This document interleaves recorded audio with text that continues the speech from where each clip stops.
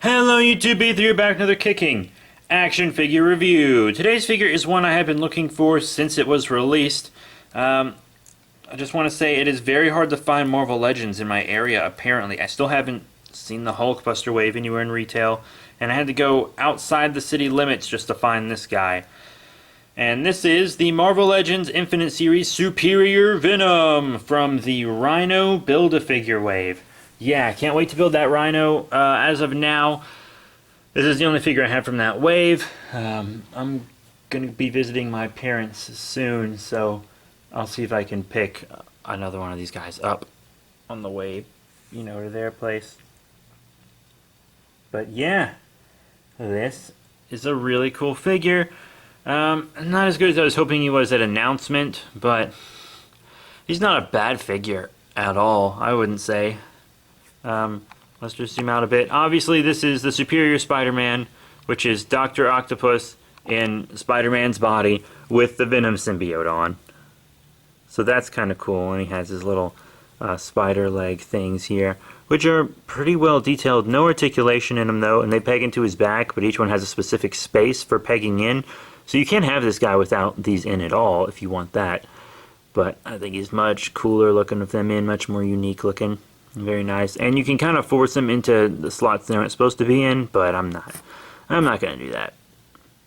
Other than that, he's a nice black. He kind of has these toes here.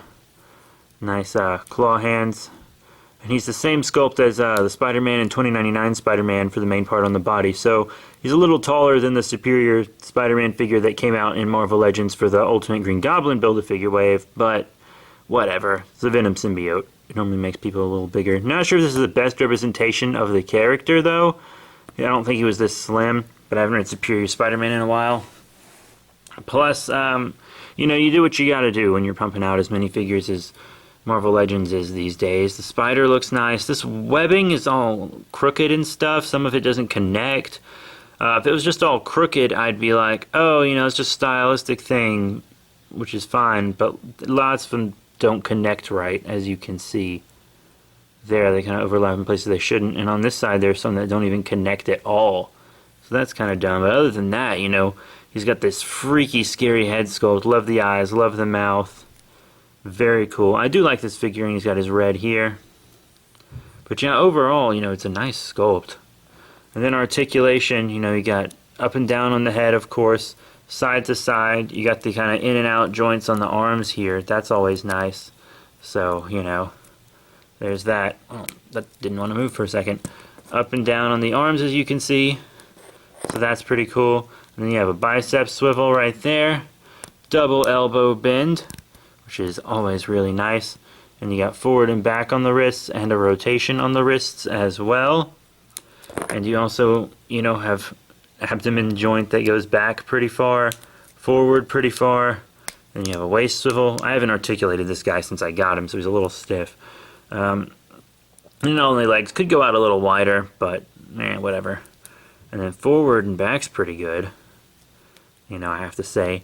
And then you got a thigh swivel. You have knee bend right there, very nice.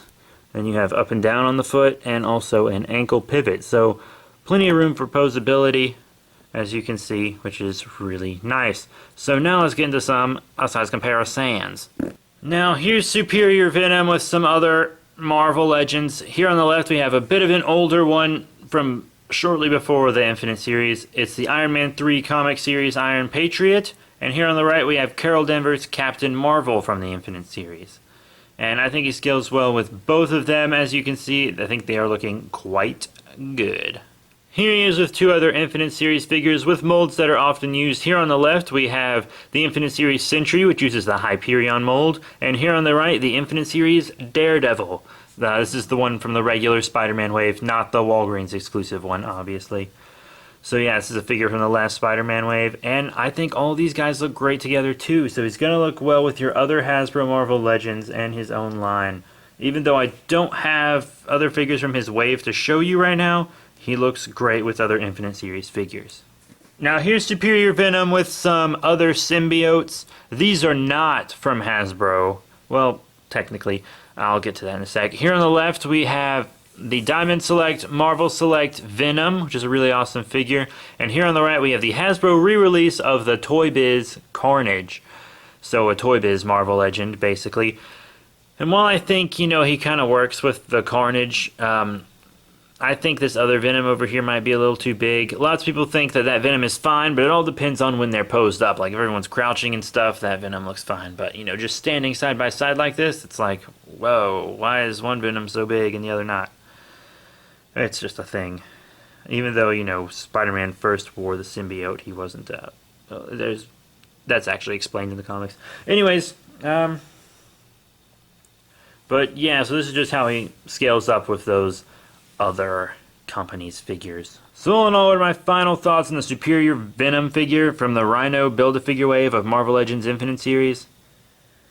Well, hopefully the rest of the Spider-Man line will be good also. Lots of people are saying they think this is the weaker figure, but it's also a character we've never gotten before, and honestly, I love Superior Spider-Man. I love the story, I love the character, so I'm very glad to have this Venom to add with my Superior Spider-Man, because I have the Disney Store exclusive Marvel Select first outfit one, and I also have the Infinite Series second outfit one, and now this guy, so that's great.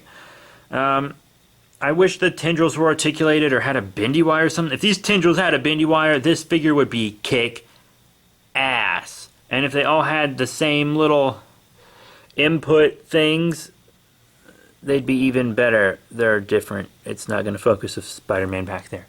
But yeah, it really sucks that they can't swap holes easily.